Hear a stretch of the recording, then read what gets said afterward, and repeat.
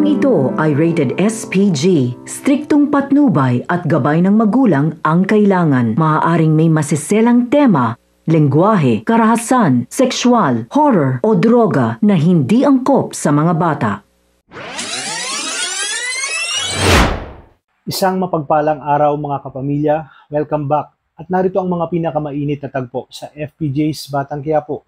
Sa kauna-unahang pagkakataon ay kinausap ni Ramon Montenegro ang Panginoon, nabigyan pa siya ng pagkakataong mabuhay at nagsisisi na nga siya. Ito na kaya ang simula ng pagbabago sa oras na makaligtas silang dalawa ni Tanggol?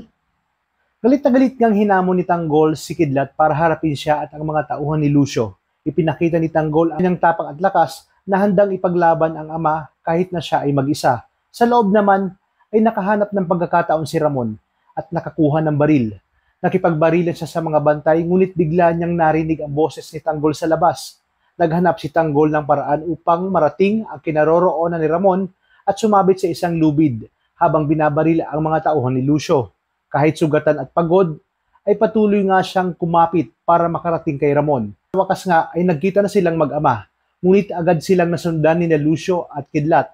Habang nagpapaulan ng mga bala ay sumigaw nga si Lucio, nasabay na silang mag-amang magbabayad at pamamatay. Titiyakin niya umanong hindi na sila makakalabas ng buhay.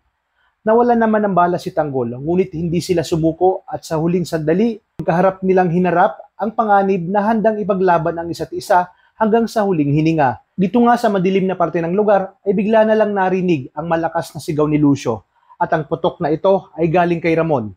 Kahit madilim ay napuruhan ni Ramon itong si Lucio, dala na rin ang kanyang galit dahil sa pagpapahirap na ginawa nito sa kanya. At dito nakahanap na ng pagkakataon si Tanggol na maagaw ang barilang isa sa mga tauhan ni Lucio.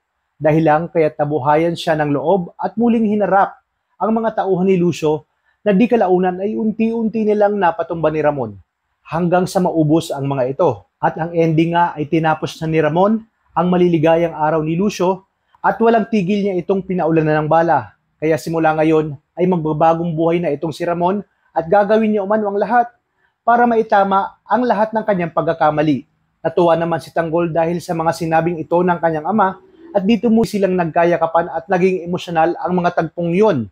Kaya naman mga kapamilya, pakaabangan natin ang mga tagpong ito.